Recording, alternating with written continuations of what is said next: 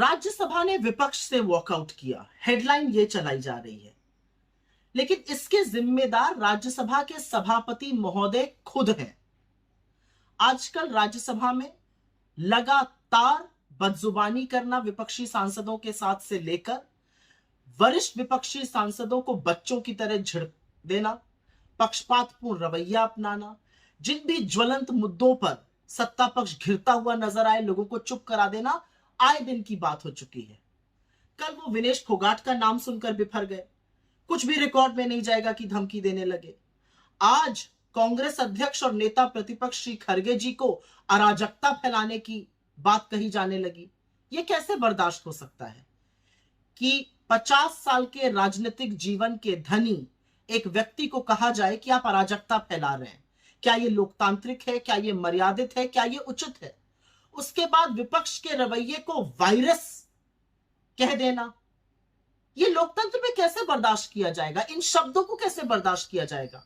उसके बाद एक महिला सांसद ने जब आपकी टोन को टोका तो उससे कहा गया आप एक्टर हैं लेकिन मैं डायरेक्टर हूं। सबसे सर्वप्रथम तो इससे आपके अहंकार की बू आ रही है। और दूसरा, ये नर्सरी नहीं है जहां पर आप बच्चों को बैठ के डायरेक्ट करेंगे। ये सदन है, ये सांसद है, आप सभापति हैं, आपका काम सदन को चलाना है। असलियत तो ये है कि जब विपक्ष वॉकआउट करता है तो ये बार बार खाली बेंचेस के सामने सत्ता पक्ष को देखकर पानी पी पी कर विपक्ष को जो आप कोसते हैं, ये अच्छी बात नहीं है सभापति महोदय जी।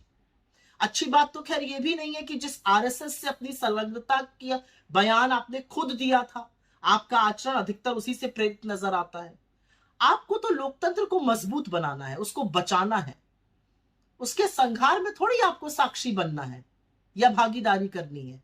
आपके रवैये को देखकर, चाहे वो महिलाएं हो, चाहे वो विपक्षी सांसद हो, जो टोन है, जो टेनर है, बहुत दुख होता है। क्योंकि इससे पहले the house of elders Rajya Sabha ने ऐसा रवैया कभी नहीं देखा। राज्यसभा ने विपक्ष से वॉकआउट किया, हेडलाइन ये चलाई जा रही है। लेकिन इसके जिम्मेदार राज्यसभा के सभापति महोदय खुद हैं। आजकल राज्यसभा में लगातार बदजुबानी करना विपक्षी सांसदों के साथ से लेकर वरिष्ठ विपक्षी सांसदों को बच्चों की तरह झिड़क देना, पक्षपातपूर्ण रवैया अपनाना, जिन भी ज्वलंत मुद्दों पर सत्ता पक्ष घिरता हुआ नजर आए लोगों को चुप करा देना आए दिन की बात हो चुकी है। कल वो विनेश फोगाट का नाम सुनकर बिफर गए, कुछ भी रिकॉर्ड में नहीं जाएगा कि धमकी देने लगे। आज कांग्रेस अध्यक्ष और नेता प्रतिपक्ष श्री खरगे जी को अराजकता फैलाने की बात कही जाने लगी। ये कैसे बर्दाश्त हो सकता है कि 50 साल के राजनीतिक जीवन के धनी एक व्यक्ति को कहा जाए कि आप अराजकता फैला रहे हैं? क्या ये लोकतांत्रिक है? क्या ये मर्यादित है? क्या ये उचित है?